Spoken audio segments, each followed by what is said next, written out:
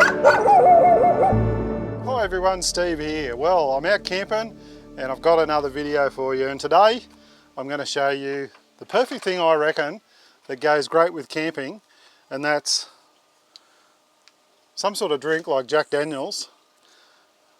But what's the best thing about having a drink is having ice. So what I've got here is an ice machine. Have a look at this, look in there, look at that. So beautiful ice. We got some Coke. I better put the JD in first, eh? Isn't that the best way of doing it, Terry? Yeah, I think so, mate. Yeah. So you just put a little bit, a nip of that in. I'm drinking Terry's alcohol here. I'll have to give him some money. No, you're right, mate. All is good. I told him I just wanted some props. I didn't tell him I was going to use the props. I did put 2 glasses here. Well, isn't that a karma, mate? It came back to me. I think Rob and I knocked one of yours off out at the other campground we were at. Yeah, but I didn't tell him that I was going to show you this like that. And so look at that.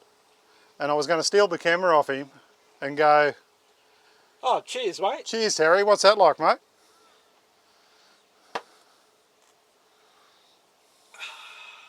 Oh, yeah, that's good. How's the ice? Beautiful. Yeah, absolutely divine, mate. Yeah, so Cheers for that. You have to make yourself one. I will. I'll put yours down for a second. I will make myself one, but what I wanted to show you, what I'm actually got here, and it's actually an ice machine. Now, probably a couple of years ago now, I went camping with Phil from Phil's Camping Reviews. Check out his channel, I'll leave a link in the description. And Phil introduced me to this Brass Monkey ice machine. Now, I ummed and ahed about buying one, and with all the hot weather and everything, it is really good to have ice, either to throw in, you know, a lemonade or a spirit drink or something like that, or just in with some water, just to have a nice chilled drink. And I thought I've got to get myself one of them ice machines. As the summers got hotter and hotter, we thought we'd get one. And I did buy another ice machine, but it was a 240 volt ice machine. And I was using it in my car system, and but I had to turn my inverter on all the time to keep it running. And the worst thing about that, the inverter chews about 2 to 3 amps, and this thing here running off the inverter chews about 4 to 5 amps. So I was chewing about 7 amps constantly to make ice. And I should have went with the 12 volt version to start off with. Now this machine here is 12 volt, 240 volt. They probably chew about the same amount of power, but the difference is when I'm running this off 12 volt, I don't have to have my inverter running. I can just plug it into a cigarette lighter socket, or like we've got over here, I've got my Jackery 1000 Pro here, and I've got it plugged into the cigarette lighter socket on it. Now we've got Starlink running as well, and I'll just have a look at the display. We're putting in about 80 watts and it's chewing about 109 watts. It is cloudy weather out there at the moment. We were putting in over 205 watts there earlier, so we were putting in more power than what we were taking out. We've had this Starlink and this running for about 4 hours now, and it's still at 97%. So you can have your Starlink, you can have your ice, you can have your drinks, you can have your TV running there, watch the footy, have a few drinks, and you got all this beautiful scenery out on the side here to sit around while you're enjoying the great outdoors. So this ice machine here is absolutely fantastic. It's got a few modes on it. So up on the top here, it's pretty simple to use. You just plug your cord into the side down there, plug it into your 12 volt socket, and up on the top here, you can see here it's got touch to start. So it's, when you plug it in, it's orange. You touch it, it goes to green, which is an eco mode.